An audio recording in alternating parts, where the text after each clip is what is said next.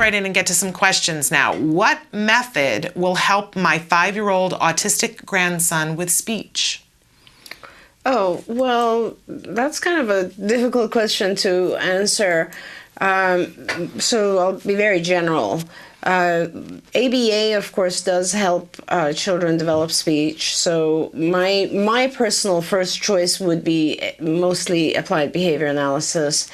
And we do work with a lot of speech pathologists, and speech pathologists will use different methods. One of the effective methods that we have included in our program is the prompt technique, which speech therapists use. And, of course, then if children are nonverbal and continue to be nonverbal due to various reasons, such as very severe apraxia, for instance, then, we also have individuals who teach picture exchange communication system or visual forms of communication, as well as sign. We don't do sign at CARD, but of course speech pathologists do.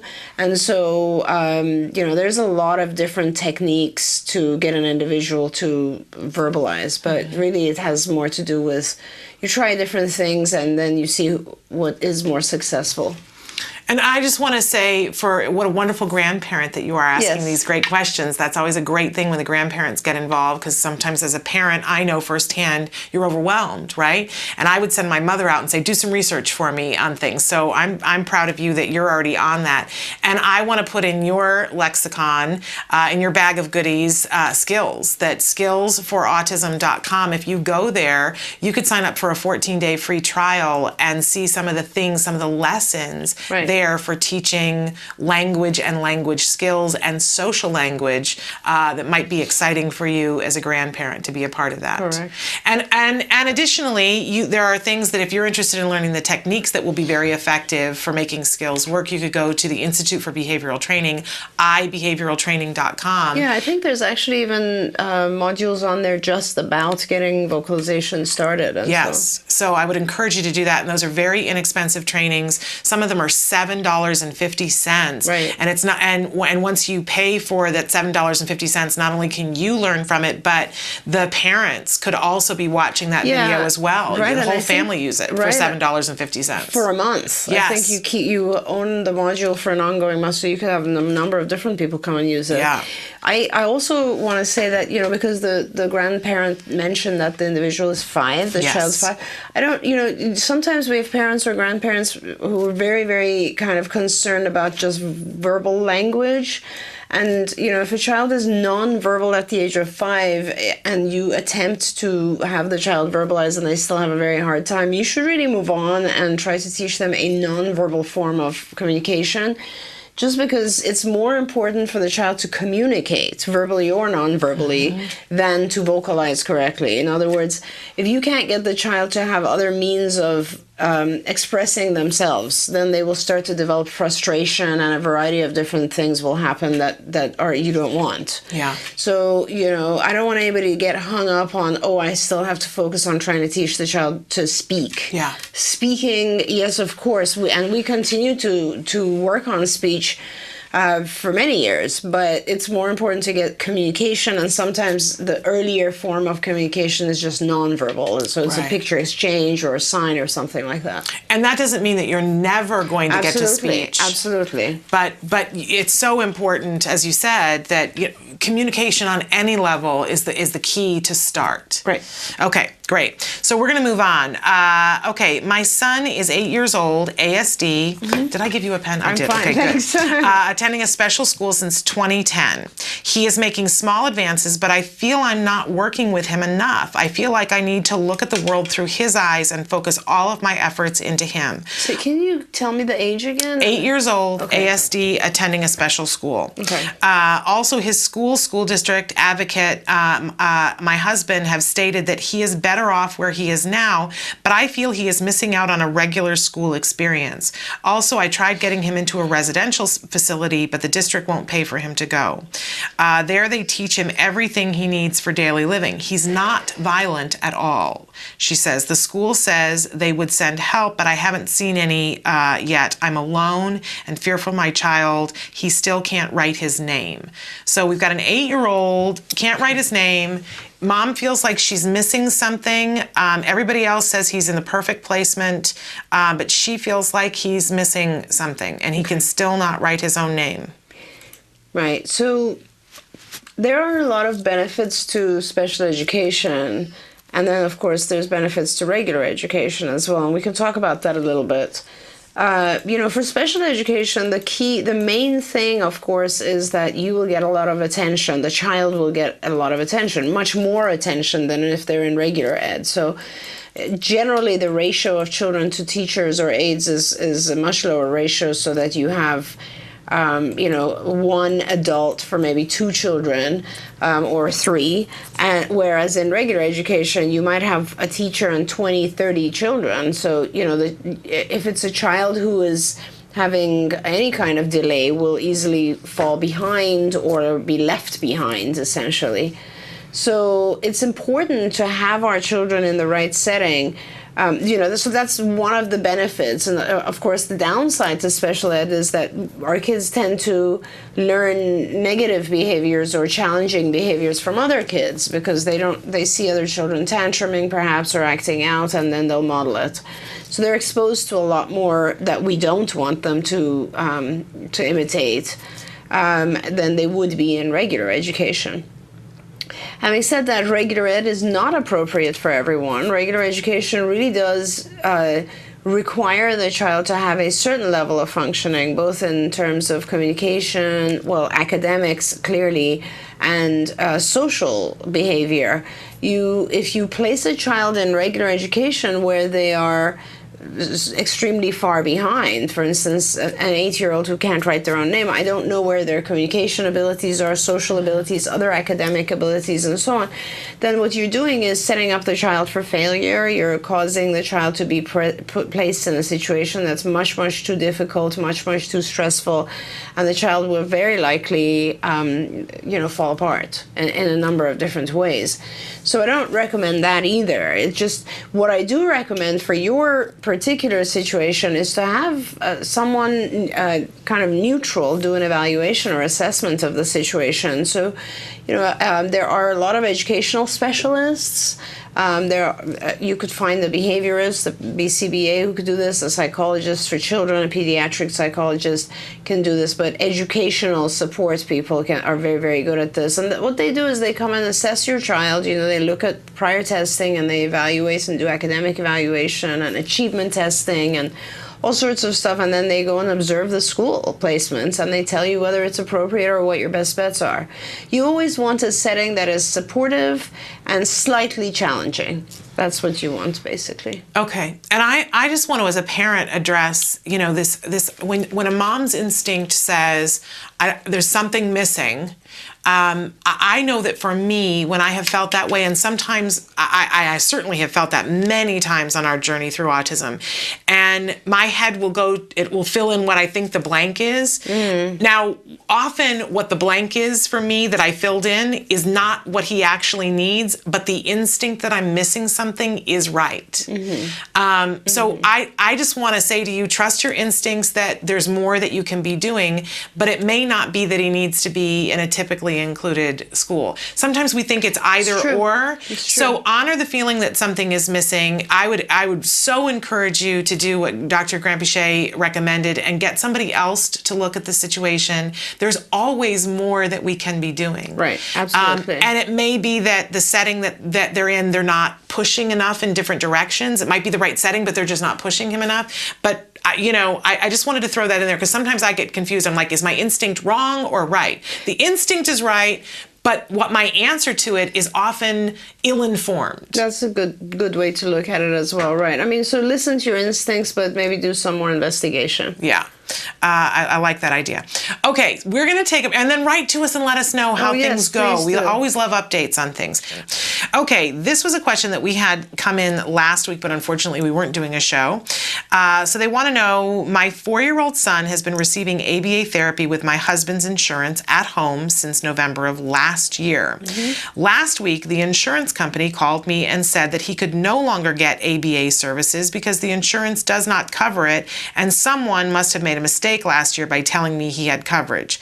I called Human Resources and asked them about this, and they told me the same thing. And they said they are a self-insured insurance, so it is not mandatory for them to have ABA services in the insurance. I'm so confused. How could this go on for a whole year as a mistake, and they just recently noticed? What can I do now? I'm so frustrated. Thankfully, my son is attending an autism ABA school. They work one-on-one with him and include him with the neurotypical class that they have one there. But I still want him to get his ABA at home. We are in New Jersey. Thank you so much. Yes, it's unbelievable that this kind of thing happens, you know, and I was just about to say they could be wrong, but once you said they're self-insured, no, they're probably not wrong. So, you know, self-insured have the option of having an autism benefit or not. So the fact that someone made a mistake, just look at it as a gift in terms of you got a year free, you know, of therapy. But, and all you can do right now is to, I mean, you should look I don't know New Jersey, you should look and see if the state policy actually provides coverage. California, for instance, it does. And then you have to see if you can get on the state policy. You're talking about the coverage through Obamacare. Yes, yes. And each state has different, and because of a decision that Kathleen Sebelius made, they get to choose whether or not they want to include it. And off the top of my head, I don't know whether New Jersey does. But you're at a really interesting point in time, because if this had happened last month, you still would have had to wait a while longer. But I believe that it opens up again November 1st, that people can register for Obamacare again. Yes. So we'll do a little research on that ourselves to see whether New Jersey... Oh, and if you want to do the research, you just go on Autism Votes, I guess, and you will find that information there. Yes. And the other thing that I can tell you is that in the state of New Jersey, they have a really good parent support network that if you will send me your email, I will connect you with them. Wonderful. And you can be talking with parents on the ground who will tell you all the different ways that you can get funding so that you can keep this therapy going. Right. I think that, you know, it's horrifying to me. There are parents out there who still can't get ABA coverage, and that to me is absolutely horrifying. But I do feel, you know, it was one of my worries always that once you start and you see how wonderful it can be and the difference that it can make, those parents who lose the coverage, I think that's a different ring in the circles of hell. Absolutely. It's horrifying. It is very difficult. And so another thing that you can do is possibly talk with your employer and try to convince them to add the benefit. Yeah.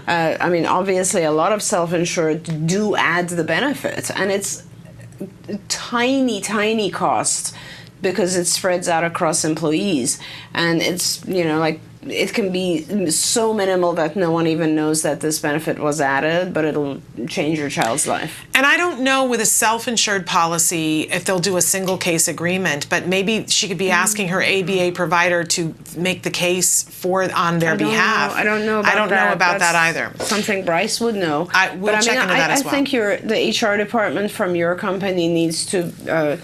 you know, you need to rally and try to get other employees to go to the HR department and speak on your behalf and try to get the mandate added, to the benefit added to your coverage. And pull your ABA provider in as well. Have them show what progress your child has made. You might make a difference for every single person who has a child under that policy. Right. You could be a mover shaker. How wonderful would that be if this horrible moment led to you leading the way to hundreds of children getting therapy? Later, 2 years from now, you'd go, okay, that wasn't such a bad thing. But I feel for you in this moment in time. Stick with us. Send me your email, and I'll connect you with those other parents in New Jersey. Okay, moving on. Hi, ladies. Had a question about IEP. My son is turning 4. The school is reassessing him. If they offer me a program that I'm not satisfied with, should I decline? And if so, what will happen when he turns 5? He is in a full-time ABA program with CARD. Oh, that's wonderful. Well, if you're with us, then Yeah, you should decline, and also you can get, I mean, you should be, okay, so several different things. And I need to follow up on this. A dear friend of ours, Bonnie Yates, will be doing some volunteer work for us as well. And Bonnie is the expert on how to handle IEPs. She's a brilliant lawyer, special education lawyer, and she's fabulous. So, perhaps you want to email me directly about this, about your case. Secondly, your supervisor should be involved with your IEP. So you should not have to be too worried about any of this. But, maybe you can give me some more information via email. My email is... you sure you want to give your email or you want to give mine? Why don't you email me and I will connect you with Dr. Granpeesheh. Right. So mine is s.penrod, Penrod, at autism-live.com. And I always welcome your emails. But you get enough emails. I have seen how many emails you get.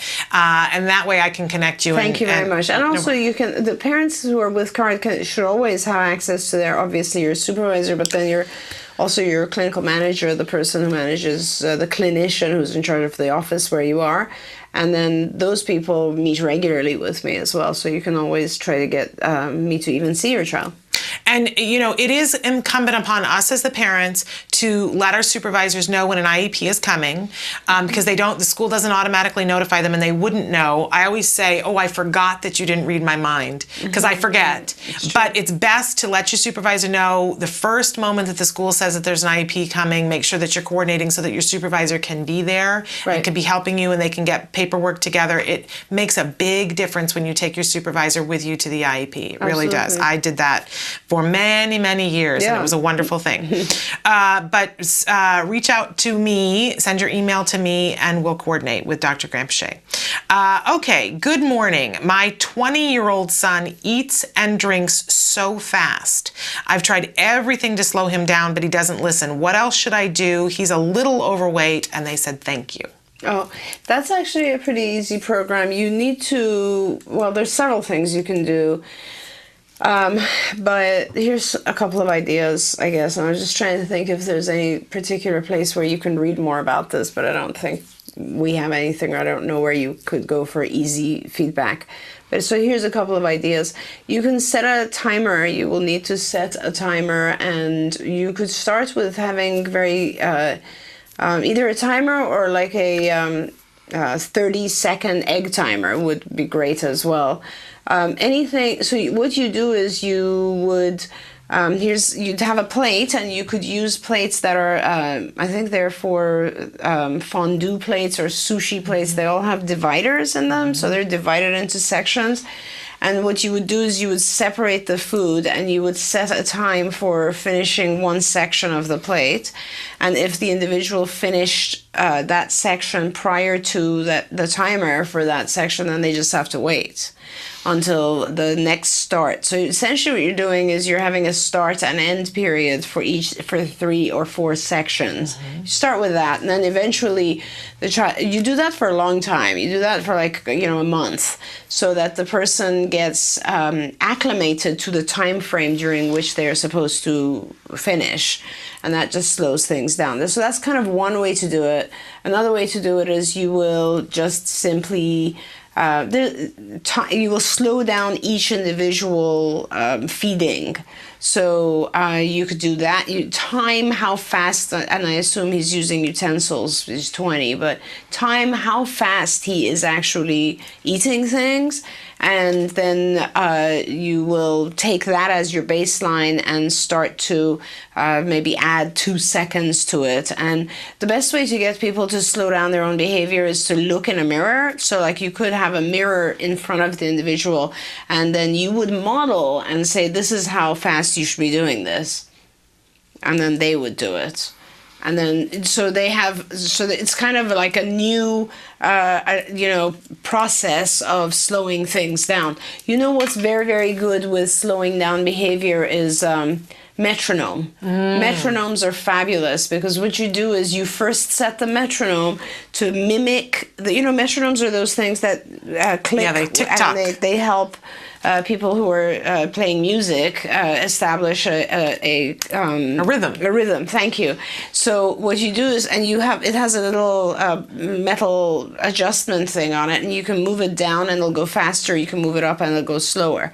So what you do is you will set that to the current behavior so that it ticks, for instance, at every such movement. Okay, so tick, tick, tick, that would be fast. Then you make it slower, and then the person has to follow the metronome. That's probably the best way to do it, actually. And they have apps now you can download on your phone that's a metronome, and you can set the speed on it. Yeah, so that's the easiest way to do it. Really easy. Now, if my husband is watching, I know I'm going to go home, and there's going to be a mirror set up on the table because I eat too fast. And the metronome will be sitting there. I eat way too fast, and he's always saying, honey, you got to slow down, you got to sit down, you got to eat, because I'm always like, eat, and then go. So, it's funny, Shannon, we always learn things. I just learned something from my puppy, because we have a new Rottweiler puppy, and he gobbles. Like, he inhales his food, right? And I was trying to figure out, how do I slow him down? Because I can't really, it's difficult with a dog. You can't really, he's not going to look in a mirror or anything like that. So I was like, okay, this is crazy. I can't, how am I going to slow him down? First, I experimented with things like feeding him more regularly so that he wouldn't get hungry. But he's hungry all the time. Yeah. He wants to devour things, right? So I go and talk to the vet, and guess what they have for dogs, which kind of the concept can be applied, I suppose, in a different way. They have special plates where the plate has little kind of mountains built into it. So when the dog puts their mouth in, it's harder for them to get to the food. So it slows them down. I see. So it made me think that sometimes with our kids who just inhale their food, we need to make the process of accessing the actual food a little bit more difficult. Interesting. And that will cause them to slow down. Interesting. Funny, huh? So now there's going to be a dog dish at my plate with mountains in it. Honey, if you're watching. Not that, but no. I'm just making fun. If you just think about it. It makes sense, though. Yes, of course. How clever. Right. Behavior modification for puppies. Yes. Love it. Absolutely love it. And please write back to us and let us know what you decided to do, how it worked, and how it's going, and if you're seeing some results. We love to hear back.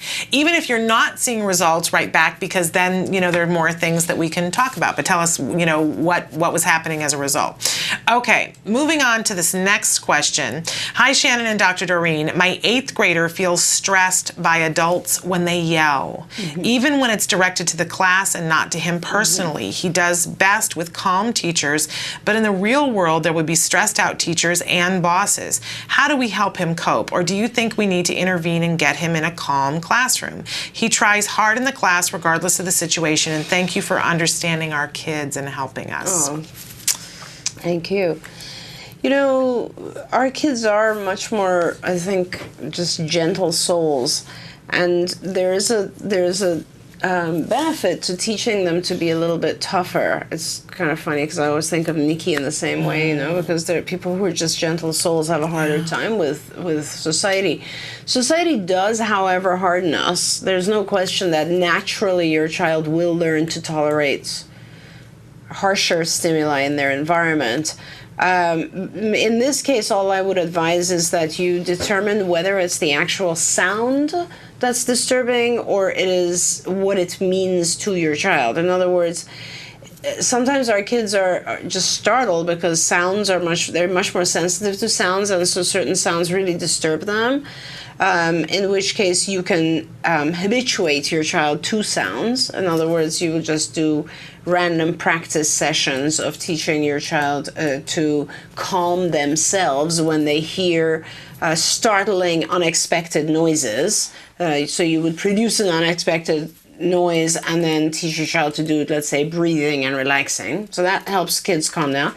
However, if your child is getting stressed out or anxious because they misinterpret and think that the teacher's raising his or her voice means I'm in trouble, then that's sort of a theory of mind perspective taking issue, in which case you would need to teach your child that so-and-so yelling has nothing to do with you. And that's really a practice type situation where you set up mock situation at home, and you, let's say, have someone on TV yelling at someone else, and then you stop and you talk to your child about it and say, does that mean they're mad at you? Did you do anything? No, they're just talking to that person. That's what it's about. Or other situations where sometimes we raise our voice when we're excited and not necessarily angry, or we raise our voices when we want a group of people who are far to hear us or to pay attention, and it doesn't indicate anger.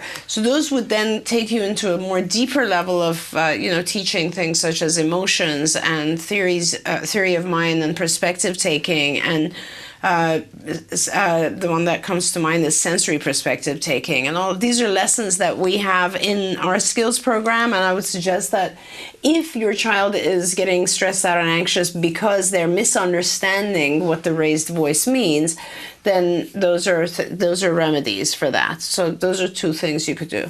Okay, very good. You would need to access Skills, which is skillsforautism.com. Yes, great. I love Skills. I use it all the time. Okay, I want to go to a couple of the questions we had on Facebook.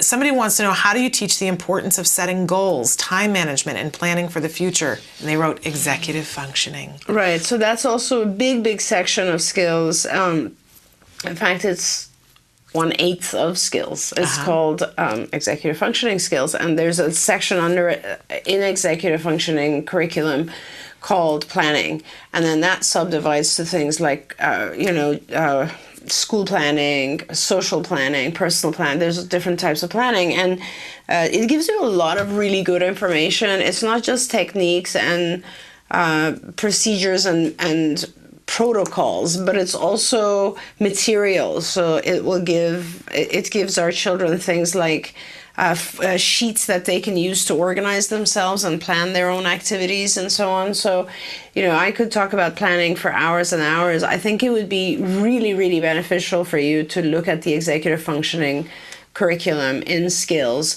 There's much more than just planning, and planning itself, by the way, involves a lot of other things too. I always tell people in order to plan something, you have to be able to identify your objective, your goal, and then you have to be able to subdivide it into steps or smaller objectives, and then you have to be able to inhibit all distractions, because otherwise you'll get off target.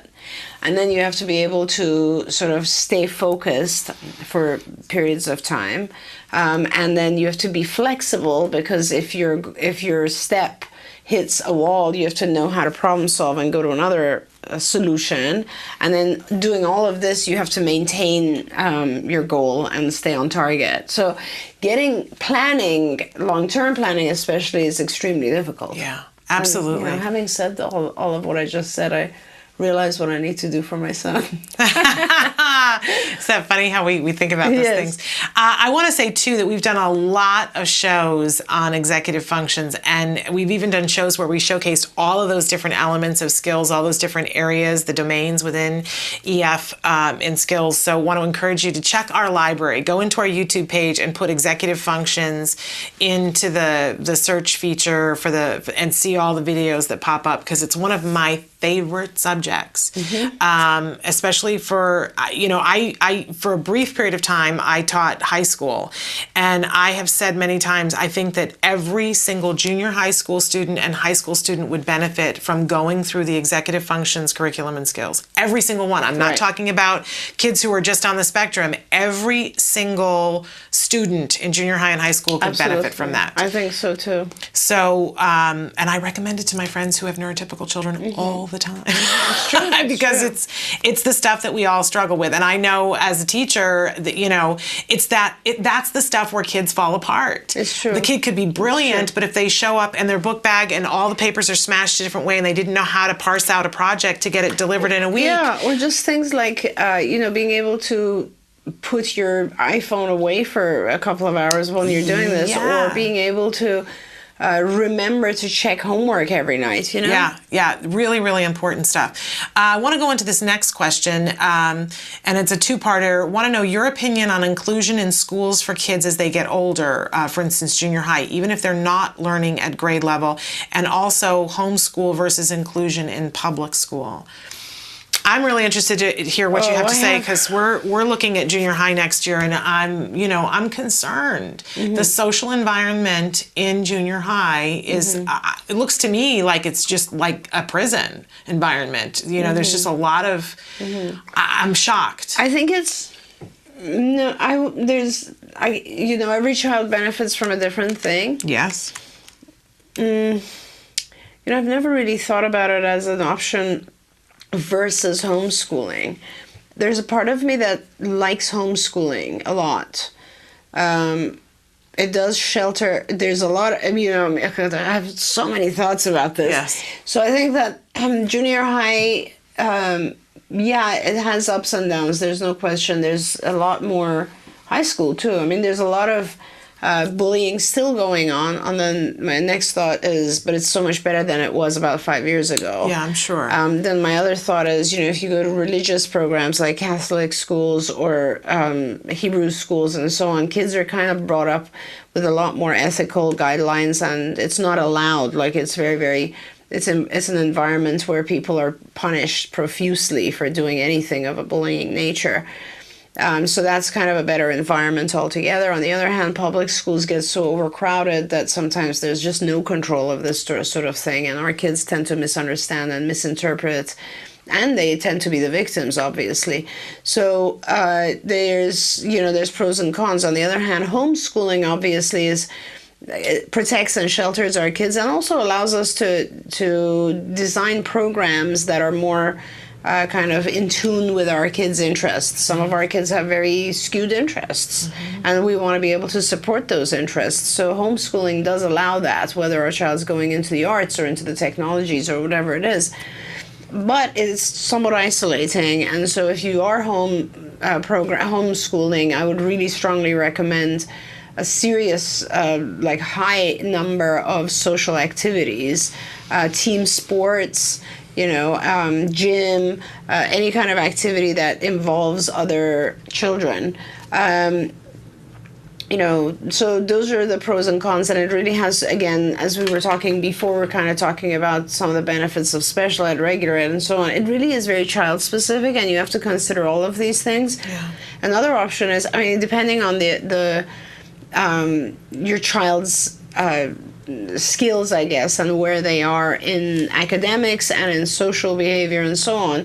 Like, we now have at CARD, all of our centers, we have center-based services as well, right? So we have kids coming in. We'd be happy to homeschool kids. It would be very easy for us to do the homeschooling. We'd just follow the curriculum, add it to our programs, no problem at all. We'd be happy to do that for families, and in fact, maybe we should tell families that we're happy to do that. Yeah, and even for junior high? Any age. I might need to talk to you about that. Yeah. Because that's that is a concern for us. Yeah, going into junior high. Yes.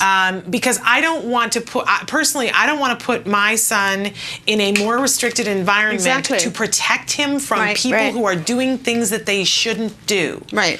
That gripes me so badly, I can't even begin to describe for you how upsetting that makes. I know, but you know what, Shannon? I'm the parent of 3 typically developing kids, and they've had the weirdest experiences at every age. You have from when they were in elementary school, other kids coming and saying, you either give me that pencil or I'm going to go and lie to the principal and say you hit me. Yeah. All the way up to high school bullying. I've heard all of it from my kids, right? It's unbelievable. So there's a lot of strange stuff out there. Yeah. And we as parents of typically developing kids would hope to be able to say, oh, it doesn't affect our kids. It affects our kids. Absolutely. It affects all kids. Yes. It affects all kids, whether they're sucked into a part of being a bully, or whether they are observing someone else being bullied, or whether they're just confused by what's going on. It affects them. Yeah. And so I understand. I agree with your anger.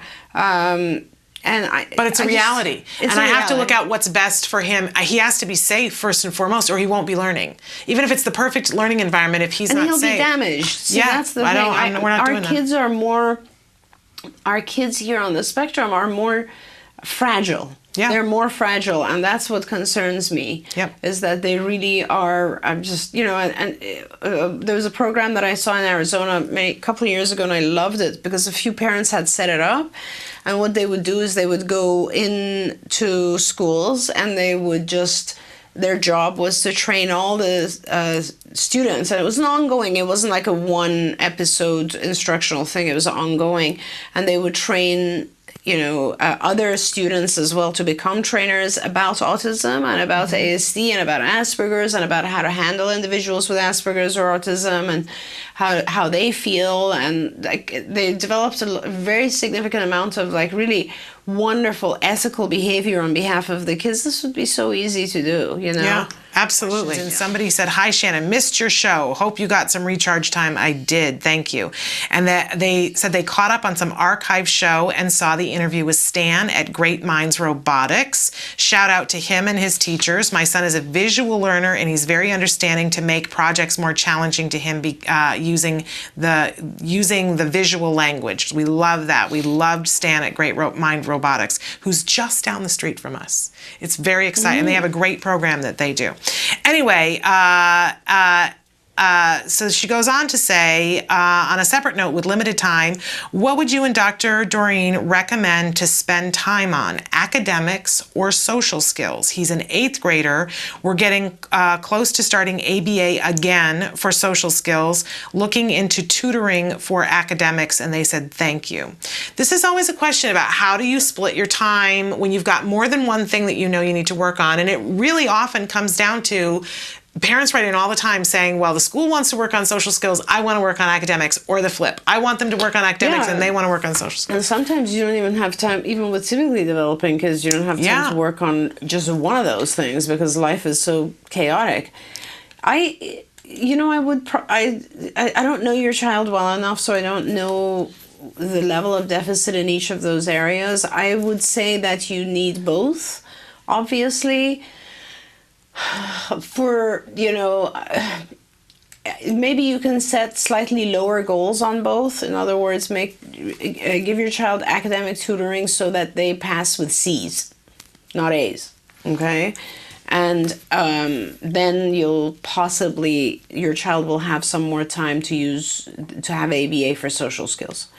See, the thing with social skills is it's not a series of techniques. When you teach when you teach a child a series of, I guess, gimmicks to help them do social activities, it becomes very rote. The way to actually increase someone's social skills is to teach them things like perspective taking and empathy, and teach them about emotions, and teach them how to identify other people's feelings by looking at their facial expressions, and teach them what other people's perspectives are when they're doing something inappropriate, and teach them how to engage with other people and how to pay attention to what other people are interested in. And there's like so much other stuff. So it's not when I hear about things that are like social skills camp, 7 weeks, 2 hours each day, it's not that easy. It's just not. You can teach someone, it's almost like teaching someone, you can teach them to go and say hello and always ask people what their point of view is and blah, blah, blah, blah, like a set of things. But it doesn't generalize. You will always, as the individual gets older and more advanced, they'll stand out. So, those are some of the issues that come up with social skills training. So it's just important to have it as a long-term goal and to just keep working on it through ABA, and then also perhaps have a tutor. Okay, great. So not ruling either of them out, but looking at the long haul on the social skills. We've only got time for one more question here. Somebody wants to know, how often do you do private testing? What kinds of testing? Speech, neuropsych, etc. I feel like my son is doing rather well, but at the same time I have a lingering fear that I'm missing something or going to miss the boat on something that he needs. That's a great question. That's a fabulous perspective. Congratulations to you. That's unusual for parents to step out of the picture and think about it that way. That's how you should be. That's very, very well asked. Okay, so Annually, this is what I would do personally, and this is what we attempt to do at CARD. I say attempt because, out of 2,000 kids, we probably get maybe 600 tested a year. It's very difficult for us to engage parents in this activity and actually have them give us the time to do this. So the tests that I would do so there's ongoing evaluation of your child, and those ongoing things are like, for instance, a functional behavior assessment is occurring all the time whenever you have a challenging behavior and you want to identify what the function is. And obviously you have school evaluations, and you have your own observations and the observations of any professionals who work with your child occurring ongoing. However, you want those snapshots of time to help you identify if the child is growing and what are their exact skills and deficits. And annually, I would recommend for a while and not forever. I mean, you do this for a few years, and if you you'll do IQ testing annually, because IQ testing will give you a lot more information than just a score.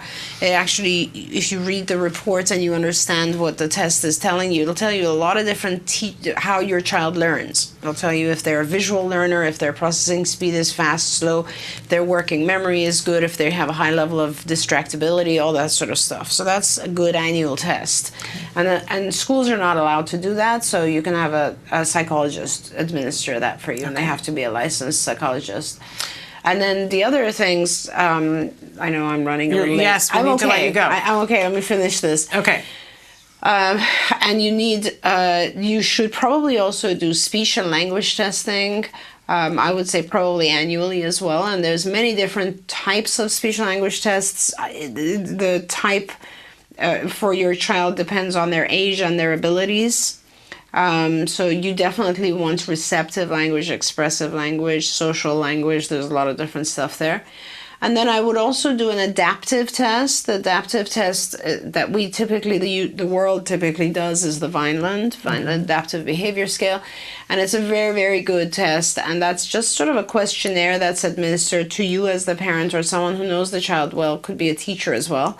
And it is very, very valid. And it will tell you all these things like community skills, daily living skills, adaptive skills, et cetera, et cetera. And that's just important to have, and that will show increase every year, hopefully. Mm-hmm.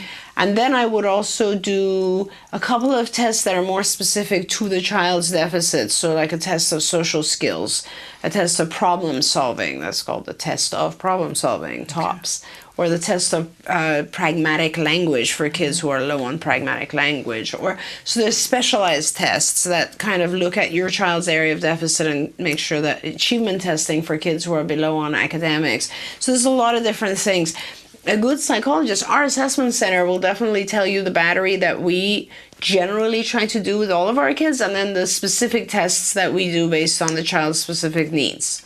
So, but please do it annually. It's a very, very good idea to do this annually. And it will really give you a lot of information about your child. Okay, great. Yeah. Great suggestion. And they're great tests to do and great information when you get to sit down and go over all of them. That gives you a great idea of where you're at and where you need to get to.